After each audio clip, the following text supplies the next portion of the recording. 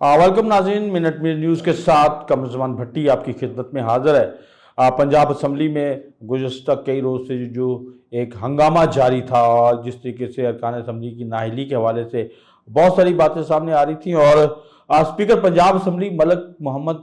अहमद ख़ान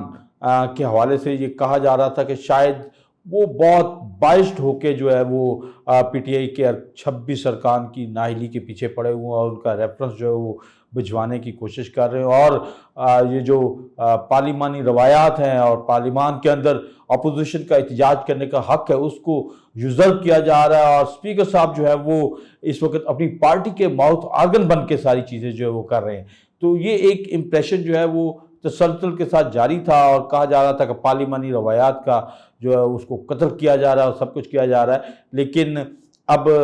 चूँकि 2 रोज़ एक आप कह लें कि पूरी डिबेट हुई है, पूरी गुफ्तगू हुई है, मुज़ाकरात हुए हैं, उन मुज़ाकरात के नतीजे में जो है मामला काफ़ी हद तक सुलझ चुका है और ये भी तय पा गया कि अब आइंदा 2-4 रोज़ में इसको किस तरीके से टैकल किया जाएगा। लेकिन अभी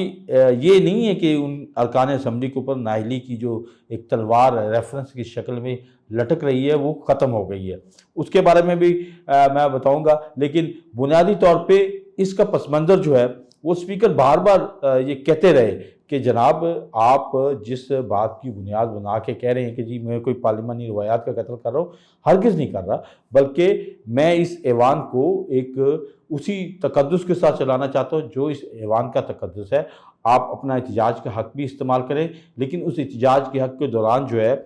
किसी के दूसरे का फ्रीडम ऑफ स्पीच जो है वो भी डिस्टर्ब ना करें और किसी दूसरे की हतक का मामला जो है वो भी ना करें। अब चूँकि वज़ीर आला पंजाब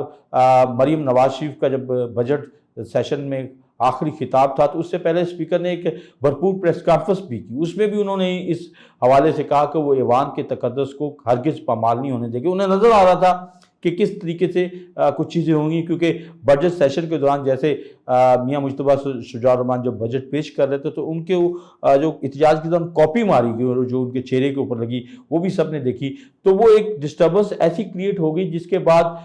नज़र आ रहा था कि शायद ये हंगामा आ रही और इसी तरीके से आगे बढ़े और बात गालम गलोच तक पहुँचे। और फिर ये हुआ कि जिस दिन वज़ीर आला पंजाब मरीम नवाज शरीफ अपनी बजट के ऊपर स्पीच कर रही थी तो उस दिन इतनी लाउडली जो है आप कह लेंगे चीज़ें जो हुई गालम गलोच तक मामला गए कि बिलाकर स्पीकर को ये नोटिस लेना पड़ा। और ये नोटिस उन्होंने आज खुद नहीं लिया। असल इशू जो है वो ये है कि ये नोटिस जो लोग कह रहे थे कि स्पीकर साहब ने जी बहुत पार्लिमानी रवायात को कत्ल कर दिया, ये कर दिया, वो कर दिया, उसका पस मंज़र जो है वो आज खुद नोटिस नहीं है, बल्कि उसका पस मंज़र वो आप कह लें कि एक दरख्वास्त, आइनी दरख्वास्त थी जो मुस्लिम लीग नून के 3 अरकान असम्बली खुद मियां मुज्तबा शुजा रहमान ने दी और इसी तरीके से जो है इफ्तिखार छच्छर ने दी और अली ने दी। 3 अरकान असम्बली की तरफ से दरख्वास्तें आईं और उन दरख्वास्तों के ऊपर स्पीकर पंजाब असम्बली का ये कहना है कि वो बाउंड थे कि उन दरख्वास्तों को जो है या तो वो उसके ऊपर रेफरेंस दायर करके भिजवाते इलेक्शन कमेटी को, इलेक्शन कमीशन को, और अगर इलेक्शन कमीशन को नहीं भिजवाते तो फिर कानून के तहत, आइन के तहत 30 दिन के अंदर अंदर इलेक्शन कमीशन बाउंड है कि वो उसको देखे, उस दरख्वास्तों को देखे और उसके ऊपर कार्रवाई करे। क्योंकि इसका एक हवाला मौजूद था, इसका एक रेफरेंस मौजूद था। माजी में 2017 में जब मियां नवाज शरीफ ने कौमी असम्बली से खिताब किया और वो जो मामला सारा चल रहा था उसके ऊपर उन्होंने एक स्टेटमेंट दी। उस स्टेटमेंट के ऊपर जो है वो अरकान असम्बली का कहना था कि वो स्टेटमेंट ठीक नहीं दी, ये है वो है। उसके ऊपर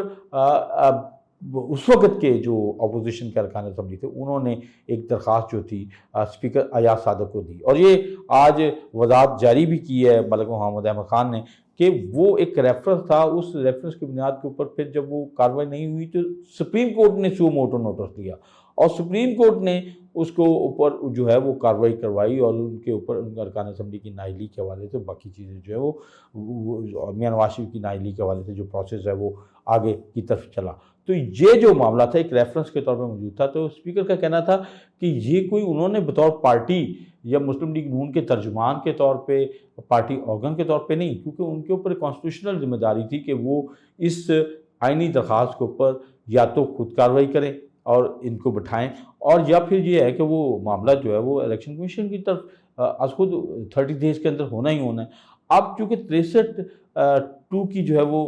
ایک آپ کہہ لیں کہ اس کی خلاف ورزی کا معاملہ ہے، ایک آئینی معاملہ ہے، اس کے اوپر بات چیت بھی ہوگی، معاملات بھی طے ہو گئے، اور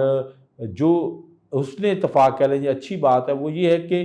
اس میں ان مذاکرات میں خود اپوزیشن کے ارکان نے یہ ریلائے کیا کہ وہ گریز سے باہر ہو کے کھیلے ہیں، ان کی طرف سے کچھ ایسے معاملات ہوئے ہیں جو نہیں ہونے چاہیے، جس کی انہوں نے ان مذاکرات کے دوران اطلاعات یہی ہیں کہ یہ گارنٹی دی ہے کہ آئندہ جو ہے وہ ایوان کے تقدس کو پامال ہونے سے روکنے کے حوالے سے بالکل تعاون کریں گے، احتجاج کا حق بھی استعمال کریں گے، باقی چیزیں بھی کریں گے، لیکن ایسی گفتگو، ایسی چیزیں نہیں ہوں گی جس سے ایوان کا تقدس جو ہے پامال ہو، یا کسی کا فریڈم آف سپیچ کا ایشو جو ہے وہ یوزرپ کیا جائے۔ تو یہ معاملات اب اس نتیجے پہ پہنچے ہیں کہ اگرچہ وہیں پہ بات پڑی ہے کہ اگر ان 3 ارکان اسمبلی نے اپنی درخواست واپس نہ لی تو پھر الیکشن کمیشن خود جو ہے اس کے اوپر کارروائی کرنے کا مجاز ہوگا، اس 30 دن کے اندر پھر جب 30 دن بعد جو ہے یہ معاملہ الیکشن کمیشن کی طرف چلا جائے گا اور وہ اس پروسیس کو آگے بڑھائے گا۔ لیکن جس طریقے سے بات چیت ہوئی اس میں اب یہ رہا ہے کہ شاید اپوزیشن اور حکومتی ارکان اور یہ کمیٹی جو مذاکرات کر رہی تھی وہ آپس میں مل بیٹھ کے کوئی ایک معاہدہ جو ہے ان کے درمیان طے پایا جائے، جس کے نتیجے میں ہو سکتا ہے کہ مسلم لیگ نون کے جن 3 ارکان نے یہ درخواست دی ہے وہ اپنی درخواست واپس لے لیں اور یہ معاملہ سیٹل ہو جائے۔ تو غالب امکان یہی کہ معاملہ سیٹل کی طرف بڑھ گیا ہے اور دونوں فریقین کے درمیان یہ طے کر دیا گیا ہے کہ کس طریقے سے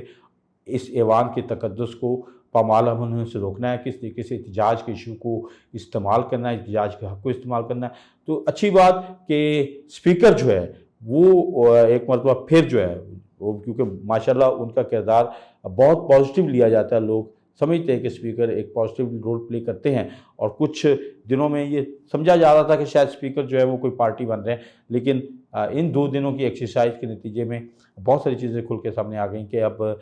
چیزیں جو ہیں وہ اسموتھلی آگے بھی بڑھیں گی، اور ایوان کے اندر دونوں ہنسی خوشی مل جل کے چلیں گے اور لوگوں کی ایشوز کے اوپر بات کریں گے۔ اجازت دیجیے، اللہ حافظ۔